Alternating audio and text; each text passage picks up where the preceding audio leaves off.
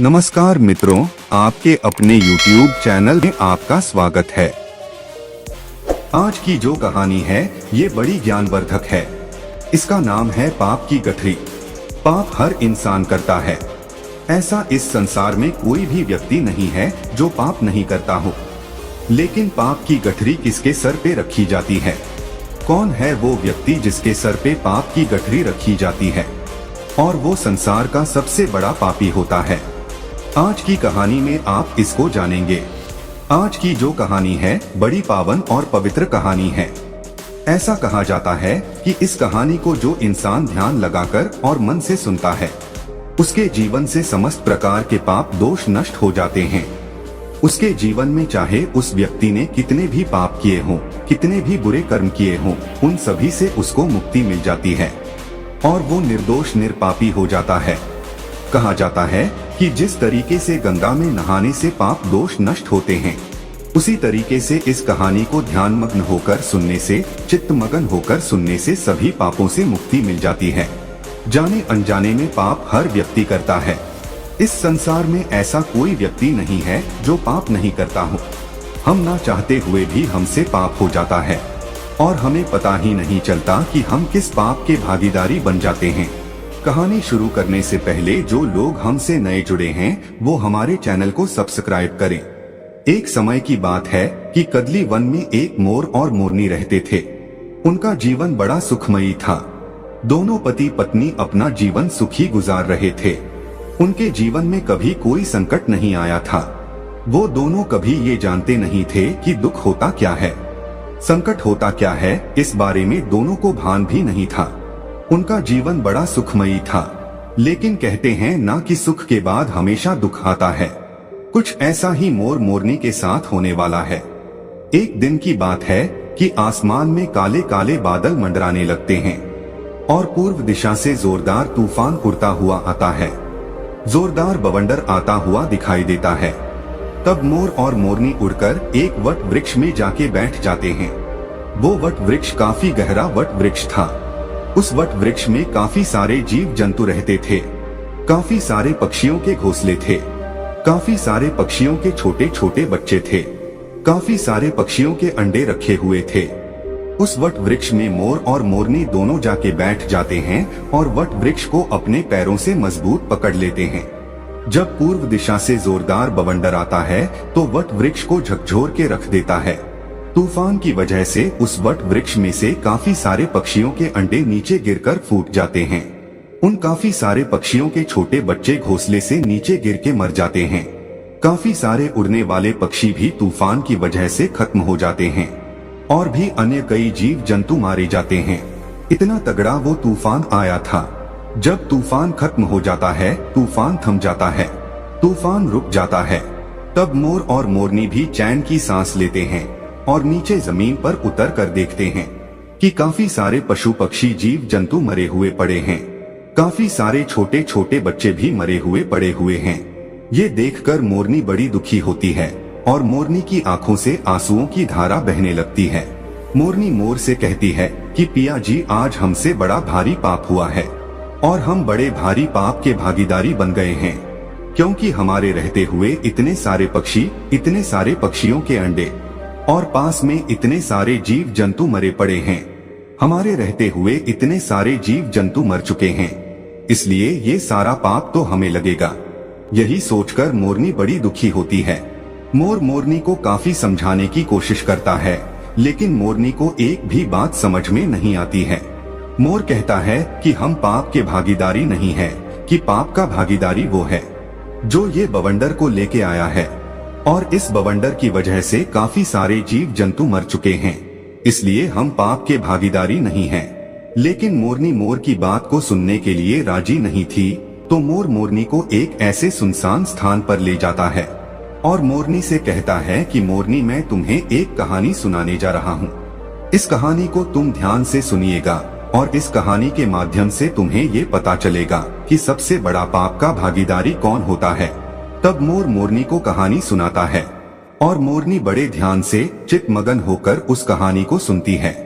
मोर कहता है कि एक नगर में एक राजा रहता था। वह राजा बड़ा दयालु प्रवृत्ति का था। तो राजा विचार करता है कि मैं रोज 100 अंधे लोगों को खीर का भोजन खिलाया करूंगा। अब राजा यह निर्णय लेता है कि मैं रोज 100 अंधे लोगों को खीर का भोजन खिलाया करूंगा। वो राजा 100 अंधे लोगों को खीर खिलाता था। अब उसको काफी दिन निकल जाते हैं। काफी समय से वो अंधे लोगों को खीर खिलाता रहता है। लेकिन एक दिन की बात है कि जिस दूध से वो राजा खीर बनवाया करता था, उस खीर में एक सांप जाता है और सांप उस दूध में मुंह दे करके उसमें जहर उगल देता है। इस घटना का किसी को पता नहीं था कि दूध में सांप ने जहर मिला दिया है। फिर उस दूध की खीर बनाई जाती है और खीर बनाने के बाद उन 100 अंधे लोगों को खिला दी जाती है। जैसे ही वो 100 लोग खीर खाते हैं तो उनकी मृत्यु हो जाती है, वो लोग खत्म हो जाते हैं। जब राजा को ये पता चलता है कि जिन अंधे लोगों को राजा खीर खिलाया करता था, उन लोगों की खीर खाने से मृत्यु हो गई है, तो राजा बड़ा दुखी होता है। वो राजा ये आदेश देता है कि सबकी जांच की जाए, इन खीर खाने वाले अंधे लोगों की मृत्यु कैसे हुई है। अब राजा के सैनिक ये जांच करते हैं तो जांच में ये पाते हैं कि सांप का विष मिल जाने से इन लोगों की मृत्यु हुई है। अब राजा ये आदेश देता है कि सांप का जहर मिलाने वाला कौन है। फिर से राजा के सैनिक जांच पड़ताल करते हैं और जांच पड़ताल में यह पाते हैं कि किसी ने भी जहर नहीं मिलाया है। उस जांच पड़ताल में ये पाते हैं कि किसी भी मनुष्य ने, किसी भी व्यक्ति ने खीर में जहर नहीं मिलाया है। उनको ये पता चलता है कि कोई काला सर्प यहाँ पर आया था और उसने इस दूध के अंदर जहर मिला दिया है। उसके बाद राजा बड़ा दुखी होता है और राजा सोचने लगता है कि इन 100 लोगों की हत्या का पाप मुझे लगेगा। मैं ही सबसे पाप का भागीदारी हूँ, क्योंकि मैं ही इन अंधे 100 लोगों को खीर का भोजन खिलाया करता था। लेकिन अब इन लोगों की खीर खाने से मृत्यु हो गई है, इसलिए मैं बड़े पाप का भागीदारी हूँ। ये सोचकर राजा अपने राजपाट को त्याग देता है और सोचने लगता है कि क्यों न मैं किसी जंगल में जाके और भगवान की भक्ति करूं, अपने इन पाप का प्रायश्चित करूं। यही सोचकर राजा राजपाट को छोड़कर और भगवान की भक्ति करने के लिए अपने राज्य से रवाना हो जाता है। राजा दिन भर चलता है, काफी दूर निकल जाता है, काफी दूर पहुंच जाता है। अब राजा को संध्या काल का समय हो जाता है। तब राजा एक नगर में जाता है और नगर के चौपाल पर काफी सारे लोग बैठे हुए थे। उन लोगों से जाके वो राजा पूछता है कि भाई, इस नगर में कोई ऐसा व्यक्ति है जो भगवान की भक्ति करता हो, ईश्वर पे विश्वास रखता हो? यदि ऐसा कोई इस नगर में व्यक्ति है तो आप मुझे बताइए, क्योंकि मैं ऐसे लोगों के घर ही जाके रुकूंगा जो भगवान में विश्वास रखते हो और भगवान के भक्त हो। तब चौपाल में बैठे हुए लोग कहते हैं कि मुसाफिर, हमारे इस नगर में सिर्फ एक ही घर ऐसा है जहां एक बहन और एक भाई रहता है। दोनों बहन भाई रहते हैं। वो लोग भगवान के बड़े भक्त हैं और भगवान पे बड़ा विश्वास रखते हैं। हमारे पूरे नगर में वही एक घर है। चौपाल में बैठने वाले लोग उस राजा को उन बहन भाइयों के मकान का पता बता देते हैं और वो राजा उनके घर भी चला जाता है और उन बहन भाई के घर पे जाके वो राजा रात्रि ठहरने का निवेदन करता है। दोनों बहन भाई राजा से कहते हैं कि मुसाफिर, हम भी भगवान के भक्त हैं, आप भी भगवान के भक्त हो, बिल्कुल आप हमारे घर रुक सकते हैं। वो राजा दोनों बहन भाई के घर वहाँ पे रुक जाता है। जब सुबह का वक्त होता है तो राजा अपने बिस्तर से खड़ा होता है तो राजा देखता है कि उस घर में रहने वाली जो बहन थी वो भगवान के मंदिर में बैठी हुई है और ध्यान मग्न है। उस लड़की का रोज का ही नियम था कि सूर्य उदय होने से पहले वो अपनी पाठ पूजा संपन्न कर लेती थी और जल्दी भोजन बना के अपने भैया को खिलाकर और काम करने के लिए भेज देती थी। लेकिन उस दिन वो लड़की काफी समय तक ध्यान में मगन थी। वो लड़की अपनी ध्यान साधना तोड़ने का नाम नहीं ले रही थी। काफी समय निकल जाता है, सूर्य सर पे आ जाता है। तब वो लड़की अपनी पूजा से उठती है। जैसे वो लड़की पूजा से उठती है तो उसका भाई उससे कहता है कि बहना, आज तुमने पूजा में बड़ा टाइम लगा दिया है, मुझे काम पे जाना था, मैं भी काम पे नहीं जा पाया और हमारे घर पे ये मुसाफिर है, ये भी भोजन करके कहीं दूर जाते, लेकिन तुमने अपनी पूजा पाठ में बहुत समय लगा दिया है। वो लड़की अपने भाई से कहती है कि भैया, मैं धर्मराज के दरबार में थी और धर्मराज किसी ऐसे व्यक्ति का फैसला करने वाले थे उस फैसले को सुनने के लिए मैं काफी लेट हो गई।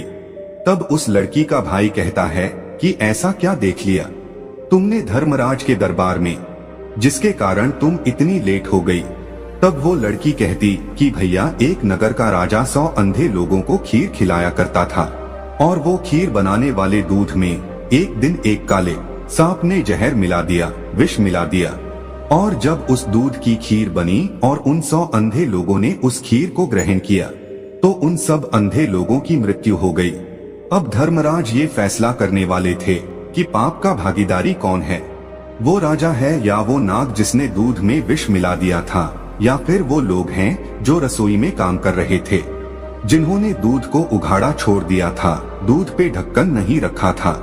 अब इन 3 लोग का धर्मराज फैसला करने वाले थे कि पाप का भागीदारी कौन है। तीनों ही बराबर के दोषी हैं, तो पाप का भागीदारी आखिर कौन है, राजा है या सांप है या रसोइया। इसी फैसले को सुनने के कारण मैं लेट हो गई थी। उस लड़की की इस बात को वो राजा भी सुन रहा था। जब राजा ने इस बात को सुना तो राजा अपनी बात को सुनकर और बड़ा चकित होता है। राजा सोचने लगता है कि ये सारी घटना मेरी है। तब राजा इस बात को और जानने का इच्छुक होता है, और वो राजा उस लड़की के पास जाता है और उस लड़की से कहता है कि बेटा, क्या फैसला हुआ, आखिर कौन है पाप का भागीदारी। राजा इस बात को उस लड़की से पूछता है तो लड़की कहती है कि आज कोई फैसला नहीं हो पाया है, फैसला कल होगा, कल इसका फैसला होगा कि पाप का भागीदारी कौन है। अब राजा उन दोनों बहन भाइयों से कहता है, क्या मैं एक दिन और आपके घर रुक सकता हूँ। इस बात को सुनकर दोनों बहन भाई हंसी खुशी उसको रुकने के लिए कहते हैं कि मुसाफिर, आप हमारे मेहमान हैं, आप जितने दिन चाहे उतने दिन हमारे घर में रुक सकते हैं। वो राजा इसलिए रुकता है कि दूसरे दिन वो जानना चाहता था कि फैसला क्या आता है, कौन है पाप का भागीदारी, राजा है या सांप है या रसोइया है। इसी बात को जानने के इच्छुक राजा दोनों बहन भाइयों के घर भी रुक जाता है। उधर चौपाल पे रहने वाले जो लोग थे, चौपाल पे बैठने वाले जो लोग थे, वो लोग बातें करते हैं और वो लोग कहते हैं कि कल जो मुसाफिर इन दोनों बहन भाई के घर पे आया था, ये मुसाफिर कुछ ठीक नहीं लगता है, सुंदर लड़की को देखकर, और ये मुसाफिर यहाँ पे ठहर गया है। कल तो ये मुसाफिर कह रहा था कि एक रात रुकेगा, लेकिन ये अब दूसरी रात भी अभी रुकना है। लगता है ये मुसाफिर इस लड़की को लेके जाएगा, लगता है ये मुसाफिर इस लड़की की इज्जत लेके जाएगा, लगता है ये मुसाफिर इस लड़की को लेके भाग जाएगा। इस तरह की बातें चौपाल पे बैठने वाले लोग करते हैं। चौपाल पे बैठने वाले लोगों की इन बातों को वो राजा भी सुन लेता है, लेकिन राजा उनको कोई जवाब नहीं देता है। राजा बिल्कुल मौन रहता है कि राजा को सिर्फ यही जानना था कि पाप का भागीदारी कौन है। जैसे ही दूसरा दिन होता है, वो लड़की ब्रह्मा मुहूर्त में ही पूजा में बैठ जाती है और ध्यान में मगन होके ध्यान करती रहती है। लेकिन उस दिन वो लड़की बड़ी जल्दी अपनी पूजा से उठ जाती है। जैसे ही वो लड़की अपनी पूजा से उठती है तो वो राजा उस लड़की के पास जाता है और कहता है कि बेटा, क्या फैसला हुआ, कौन है पाप का भागीदारी, राजा है या सांप है या रसोइया है। जब वो लड़की कहती है कि मुसाफिर, तीनों में से कोई पाप का भागीदारी नहीं है, पाप का भागीदारी तो वो लोग हैं जो चौपाल में बैठ करके बात कर रहे हैं। वो लड़की कहती है कि मुसाफिर, धर्मराज के दरबार में आज ये फैसला हुआ है कि सबसे पहले जो पाप के भागीदारी था वो सांप था, लेकिन सांप अपनी भूख शांत करने के लिए उसने दूध में मुख दिया था और दूध पीने के बाद वो वहाँ से चला गया। अब इसमें सांप का कोई दोष नहीं था, क्योंकि भूखे को भोजन बहुत जरूरी होता है, इसलिए सांप का कोई दोष नहीं था, तो सांप का पाप माफ कर दिया जाता है। उसके बाद नंबर आता है राजा का, क्योंकि राजा ही खीर बनवाया करता था, इसलिए दूसरा नंबर राजा का आता है। लेकिन राजा भी स्वयं अपने हाथों से काम नहीं कर रहा था, राजा भी दूसरे लोगों को पैसे देकर उस कार्य को करवाता था। परमार्थ का काम राजा कर रहा था, इसलिए राजा को भी निर्दोष घोषित किया गया है। राजा भी पाप का भागीदारी नहीं है। तीसरा नंबर आता है रसोइयों का। रसोइयों को भी पाप का भागीदारी नहीं बनाया गया है। फिर से राजा पूछता है, तो फिर पाप का भागीदारी बना कौन? लड़की कहती है कि सबसे बड़ी पाप के भागीदारी वो लोग हैं जो चौपाल पर बैठकर और उस राजा की निंदा कर रहे हैं, उस राजा को खरी खोटी सुना रहे हैं, भला बुरा कह रहे हैं, अपने घर का अनाज खाकर दूसरे की निंदा कर रहे हैं। वो लोग सबसे बड़े पाप के भागीदारी हैं। जो चौपाल में बैठकर वो लोग उस मुसाफिर के बारे में कह रहे थे कि मुसाफिर सुंदर लड़की को देखकर और इस घर में रुक गया है और इस लड़की को लेके भागेगा, इस लड़की की इज्जत लेके जाएगा, उन लोगों को सबसे बड़ा पाप का भागीदारी बताया गया है। मोर मोरनी से इस बात को कह रहा है और मोरनी बड़े ध्यान से सुन रही है। मोर मोरनी से कहता है कि मोरनी, सबसे बड़े पाप के भागीदारी वो लोग होते हैं जो एक दूसरे की निंदा करते हैं, वही होते हैं सबसे बड़े पाप के भागीदारी। उन लोगों के सर पे पाप की गठरी को रखी जाती है। जो लोग एक दूसरे की निंदा करते हैं उन लोगों के सर पे पाप का बोझा धरा जाता है। जो लोग एक दूसरे की तेरी मेरी करते हैं, मोरनी के मोर की ये बात समझ में आ जाती है और मोरनी अपने दिल को संतुष्ट करती है। मोरनी सोचने लगती है कि अब हम पाप के भागीदारी नहीं हैं। पाप के भागीदार तो वो हैं जो निंदा करते हैं। अब मोरनी अपने दिल को संतुष्ट कर लेती है। मोर मोरनी से कहता है कि प्रिय, कि संसार में जो इंसान सुखी रहना चाहता है वो कभी भी किसी की निंदा ना करे। जो लोग निंदा करते हैं वो पाप के भागीदारी हो जाते हैं। उन लोगों के पाप के भागीदारी वो लोग बन जाते हैं जो निंदा करते हैं। उन लोगों का सारा पाप उनके सर मढ़ दिया जाता है जो लोग निंदा करते हैं।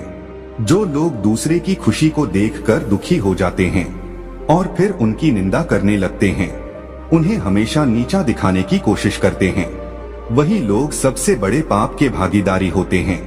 दोस्तों, ये कहानी यहाँ पर खत्म होती है। हम आशा करते हैं कि आप लोग कभी भी किसी की निंदा नहीं करेंगे और पाप के भागीदारी बनने से सदा बचे रहेंगे। तो दोस्तों, यह कहानी आपको कैसी लगी हमें कमेंट सेक्शन में जरूर बताना और अच्छी लगी हो तो इस चैनल को सब्सक्राइब जरूर कर लेना।